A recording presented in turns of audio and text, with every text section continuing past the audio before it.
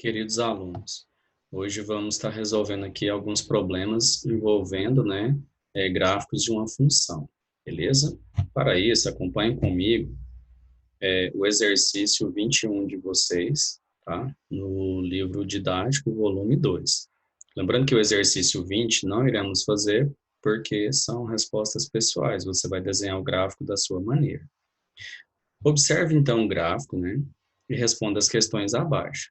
Considerando x um número real qualquer, esse gráfico, ele indica uma função? Pessoal, olha só, devido a essa pergunta aqui, um número real qualquer, a nossa resposta aqui vai ser não. Por exemplo, se você atribui um valor aqui para x igual a 3, esse gráfico aqui, ele não continua, tá vendo? Ele não vem aqui continuando, de modo que você possa depois, através de um outro ponto, um par ordenado aqui, intercepte esse gráfico. Então, não vai dar para interceptar, porque esse gráfico, ele está fechado aqui, ó, ele não continua, certo? Então, só por causa dessa pergunta aqui, um número real qualquer, ele não é função, tá bom? Agora, se fosse apenas nesse intervalo, sim. Então, a letra A não é função, por exemplo, pegando o valor aqui para x igual a 3. Letra B pergunta, para quais valores, então, de x esse gráfico indica uma função? Bom, nós podemos observar aqui que os valores de x, ele vem aqui desse menos 1, e ele vem aqui até o 2. Lembrando que esse pontinho aqui está fechado, e aqui também, lá embaixo no gráfico, está fechado.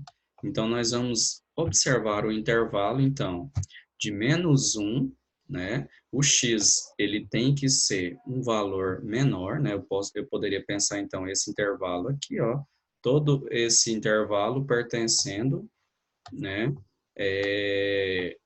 às condições para que seja uma função. Então, eu vou fazer a seguinte representação. Eu vou escrever, então, menos 1 menor ou igual a x. Por que nós vamos colocar o símbolo do menor ou igual? Porque esse intervalo aqui, ele é fechado, certo? Então, menos 1 menor ou igual a x, menor ou igual a 2. Então, essa é a nossa representação. Ou de uma forma mais clara para você, é função no intervalo fechado menos 1 até o 2 para x, certo? Bom, continuando. Letra C. Qual deve ser o valor de x para que se tenha y igual a zero? Galerinha, fiquem atentos aqui, ó. Se o valor de y é zero, vou até limpar aqui a tela para a gente continuar. Se o valor de y é zero, significa onde esse gráfico está interceptando o eixo x. Em outras palavras, se o y é zero, o gráfico intercepta x, ou seja, ele intercepta x no menos 1 e no 1. Então, portanto, aqui x1, e x igual a menos 1. Então, são os dois pontos que o gráfico intercepta. Agora, letra D. Qual é o valor y quando x for zero? Ou seja, se o x, galerinha, é zero, o gráfico vai estar interceptando o y. E onde que ele intercepta o eixo y? Podemos observar aqui, então, para o valor igual a 2, ou seja, para y igual a 2, ok? Se você ficou com dúvida, você pode estar revendo a resolução desse exercício. Então, vamos continuar. Limpando aqui a tela, resolução de problemas que envolvem essa ideia de função. Então, vamos lá. O exercício 22, nós temos aqui a seguinte situação, densidade, representada por D, é o quociente, como vocês já sabem, resultado de uma divisão entre massa e volume. Então, está aqui a nossa fórmula. De outra maneira também, nós podemos fazer aqui uma regrinha de razão e proporção, multiplicando cruzado, considerando 1 embaixo aqui da densidade. Então, m vezes 1 dá m, igual a D vezes V. Olha aqui. Então, aqui, pessoal, somente informações importantes. Não significa que, por enquanto, a gente vai ter que utilizá-las para resolver os exercícios. Olha, por exemplo, essa tabela. Não iremos utilizar esta formulazinha, mas eu vou utilizar aqui o conceito de razão e proporção. Como eu falei, esta formulazinha nos dá uma ideia de razão e proporção. Lembra dessas aulas no 7º ano? Dobra um valor, o outro dobra. Triplica um valor, o outro triplica. Reduz pela metade, o outro também reduz. Olha só, aqui, de 10 para 30, você já sabe que triplica, né? Vezes 3. Então, embaixo, você vai ter que fazer 80 vezes 3. Como nós já sabemos, né? 80 vezes 3 é 240. Bom, continuando. De 240 para 480, você já sabe que aqui dobrou, né? Ou seja, multiplicou por 2. Então, em cima, pessoal, vai ser a mesma coisa. Vai ser 30 vezes 2. 30 vezes 2, nós sabemos que é 60. Beleza? Bom, dando continuidade aqui, o próximo valor é 720. O que eu posso fazer aqui?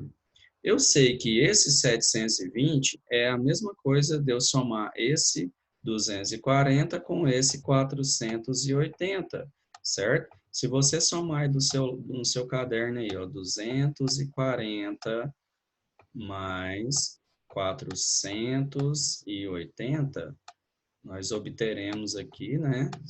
Olha só, 0 mais 0, 4 mais 8, 12, reagrupa 1, 2 mais 4, 6 e 1, 7. Então, deu 720. Então, eu posso vir aqui, ó, e pegar o 30 mais o 60 e somar esses dois valores, que vai dar exatamente 90, certo? Ou uma outra maneira que você poderia observar também, eu vou limpar a tela, né? Como eu falei, se você ficar com dúvida, você volta um pouquinho aí.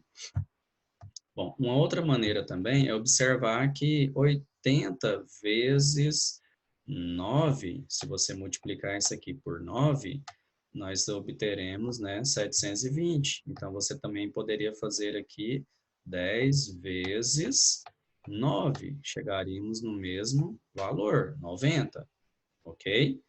Bom, e para completar essa tabela, o último valor aqui é 25, ou seja, você observa que aqui nós dobramos, né, esse valor duas vezes, né, 2 vezes 10, 20, só que depois você soma a metade de 10, ou seja, 10 dividido para 2, certo? Que vai dar 25.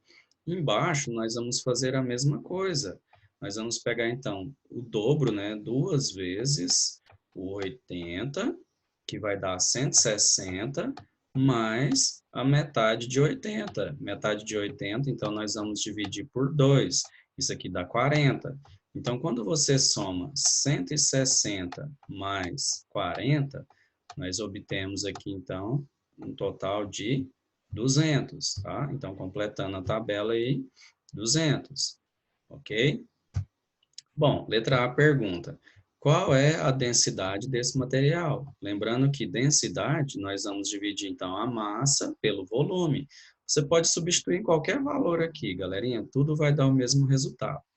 Como vocês são espertos, nós vamos pegar esse menor valor, certo? Então, quando você divide aqui, né, você pega a massa, que é 80, certo? E você divide isso aqui por 10, nós podemos o quê? Cancelar esse zero, e 8 dividido por 1 vai dar igual a 8. Então, né, já colocando aqui de uma maneira geral, a nossa densidade é 8 gramas por centímetros cúbicos, ok? A letra B era para completar a tabela, nós já completamos, né? Então vamos dar continuidade. Na página aí 26, né, nós temos então a representação gráfica. Bom, pessoal, aqui é o seguinte, cada valor, certo? Você pode voltar aqui, né, voltando aqui na questão, cada valor aqui da massa, a gente vai ter, vamos colocar uma representação com volume. Como vocês já aprenderam a construir gráficos, nós vamos acrescentá-lo aqui o nosso gráfico, né, rapidinho. Mas lembrando aqui que onde você colocou aqui o 10, né? Lembrando que o eixo horizontal, nós colocamos aqui o volume. Então, o 10 você associou, né, com o 80, que é o valor que você preencheu lá na tabela.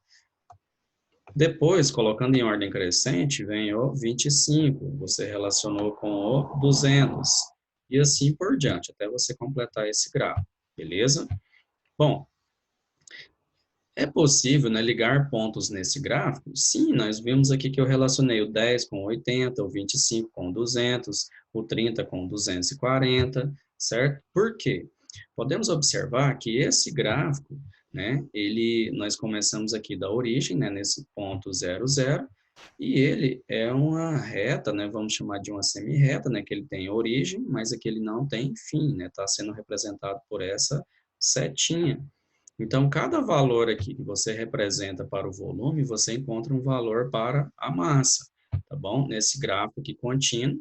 E lembrando que esses valores aqui, né, são positivos, ok? Então, tá aí a nossa solução da letra D, beleza? Bom, então vamos dar continuidade. O exercício 23, tomando decisões.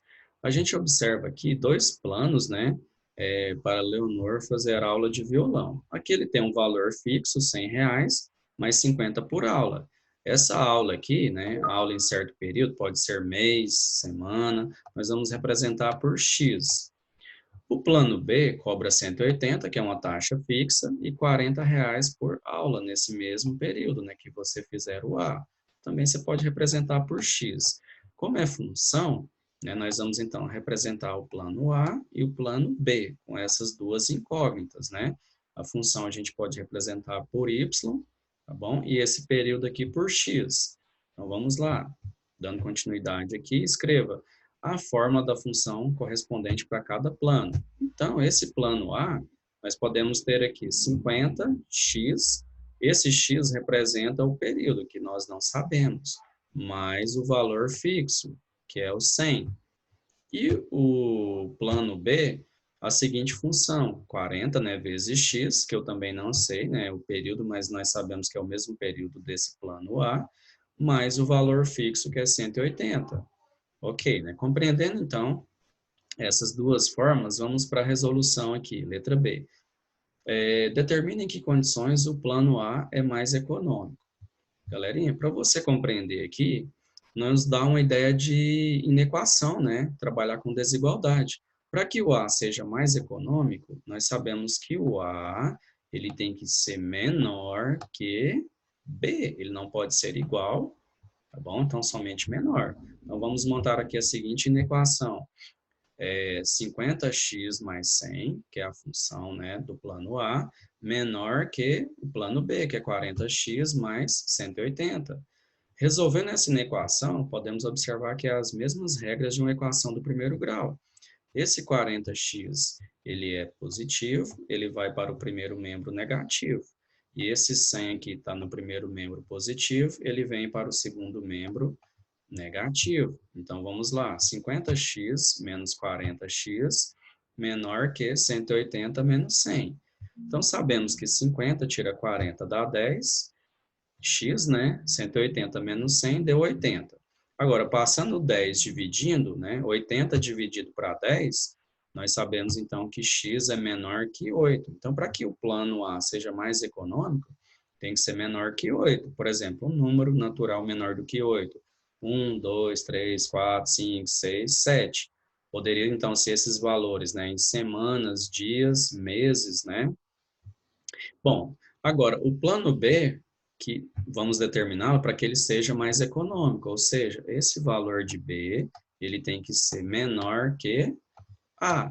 Então, vamos lá, novamente, né, essa desigualdade. O valor B, que é 40x mais 180, menor que 50x mais 100. Então, utilizando as mesmas regrinhas, né, passando esse 50x para o outro lado, negativo, e o 180 também vindo para o segundo membro, negativo. Bom, agora nós obtemos aqui que deu menos 10x menor que menos 80. Pessoal, relembrando aqui lá no sétimo ano que vocês estudaram, essa incógnita, ela não pode ficar negativa. Então, nós vamos ter que multiplicar as duas desigualdades por menos 1. E quando você multiplica essa desigualdade aqui por menos 1, ela, né, que está aqui menor que, nós vamos ter que invertê-la, então ela vai ficar maior que. Então, teremos 10x maior que 80. Então, 80 dividido para 10 deu 8. Então, o plano B é mais econômico para valores maior do que 8, ou seja, a partir do nono mês, né, do nono dia ou da nona semana, né, de acordo com o período, ok? Agora, determine em que condições os dois planos são equivalentes. Então, nós vamos montar aqui uma igualdade, né? Nós temos aqui que, nesse caso, o valor de A, ele tem que ser igual a B, certo? Então, vamos ver em qual período, né, que os dois planos, né, teriam as mesmas condições para você. Você não ia pagar nenhum valor a mais, né, dependendo se é um plano A ou plano B. Bom, isso lembrando que é somente num determinado mês, né, ou determinado dia ou semana. Então, 50x mais 100, que é o valor de A, igual a 40x mais 180. Então, resolvendo, né, trazendo esse 40 aqui para o primeiro membro negativo, teremos então, vamos fazer aqui passo a passo, teremos então 50x menos 40x, né, 10x, inclusive já até resolvemos ali no início, mas era como inequação. 180 tira 100, né, nós teremos aqui 80.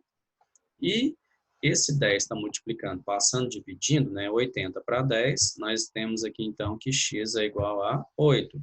Então, aqui seria, né, no oitavo mês, no oitavo dia ou na oitava semana, as duas condições que você iria pagar seria a mesma nos dois planos. Beleza? Bom, continuando, temos o exercício 24. Um rapaz desafiou seu pai para uma corrida de 100 metros. O pai permitiu, né, que o filho começasse a corrida 30 metros à sua frente. Então, você pode observar aqui que essa linha roxa está sendo, então, representada pelo filho, né, 30 metros à sua frente. Bom, lembrando que o eixo Y está representando a distância, tá bom? Importante você observar isso. Por isso que nós sabemos que o filho está sendo representado por essa reta roxa. Um gráfico simplificado, né, do desenvolvimento dessa corrida é dado lá. Pergunta: pelo gráfico, como é possível dizer quem ganhou a corrida e qual foi a diferença de tempo? Bom, nós podemos observar aqui, né? Olha só, esse verde que está representando o pai, ele vem até nesse ponto aqui, ou seja, podemos observar, né, que está entre 10, né, maior que 10, menor que 15 aqui, então, segundos, ou seja, né, 14 segundos. E o filho, que é o roxo, ele está indo aqui, então, 16, 17. Então, nós podemos observar no gráfico que o pai, ele ganhou a corrida, né? Ele fez, então, 100 metros em 14 segundos e o filho, né, fez esses 100 metros em 17 segundos. Então, aqui está o valor do pai e aqui está o valor do filho, ok? Então, a diferença, né, do tempo deles foi de 3 segundos. Agora a pergunta, né? A que distância do início o pai alcançou seu filho? Ou seja, exatamente onde os dois gráficos se interceptam. Então, né, depois, né, do início da corrida, né, depois de 10 segundos, ok? Então, vamos lá. Esses 10 segundos, né, ele corresponde a, como perguntou distância, podemos observar aqui, vamos lá, esses 10 segundos, ele está nos representando aqui, né? Vamos olhar aqui o intervalo aqui de 80 e 60, né? Podemos observar aqui, então, que é 70. Então, depois de 10 segundos, né? Em cerca de 70 metros, que o pai alcançou o filho. Em que momento depois do início da corrida ocorreu a ultrapassagem? Então, se eles encontrou aqui, né, em 70 metros, ou seja, agora ele quer saber o tempo, né, podemos observar aqui que é após os 10 segundos. Ok, pessoal? Ficou claro aí para vocês, né? Exercício 24. Agora, vamos lá no exercício 25, limpando aqui a tela. Pergunta, né? Observe esses desenhos, né? Aqui nós temos um quadrado e 4 palitos. Aqui nós temos 2 quadrados, 7 palitos. 3 quadrados, 10 palitos. Bom, organizando aqui essa ideia na letra A, né, podemos observar aqui o seguinte, que temos aqui, né, se você tentar observar aqui alguma relação aqui, a gente tem essa diferença de 3, né, de 4 para 7 dá 3, de 7 para 10 dá 3, mas aqui não tem essa diferença de 3. Então, eu preciso determinar aqui uma lei de função ou de formação para que corresponda aos dois lados. Bom, então vamos pensar aqui o seguinte, se eu multiplico, por exemplo, 2 vezes 4, nós sabemos que 2 vezes 4 dá 8. E se eu tiro 1, 8 menos 1 dá 7. Vamos olhar do outro lado, né, para ver se dá a mesma coisa. Se eu dobro esse quadradinho aqui, 2, e tiro 1, nós podemos observar a seguinte função aqui. Espera aí, só limpar. Bom, vamos lá, voltando aqui. Então, como eu falei, se eu dobrei aqui esse 4 e tiro 1, dá 7, né? Então, dobro de 4 vezes 2. Né? Dobro de 4, 8, tira 1, 7. Só que quando eu dobro aqui o 1, dobro de 1 é 2. E 2 menos 1 dá 1, ou seja, não deu esse valor. Então, essa lei de função, a gente descarta ela. Agora, vamos para uma outra tentativa, né? Eu vou triplicar um primeiro valor, certo? E vamos ver do outro lado se a gente consegue também. Eu tenho aqui 1. 3 vezes 1, vamos multiplicar então por 3. 3 vezes 1 dá 3.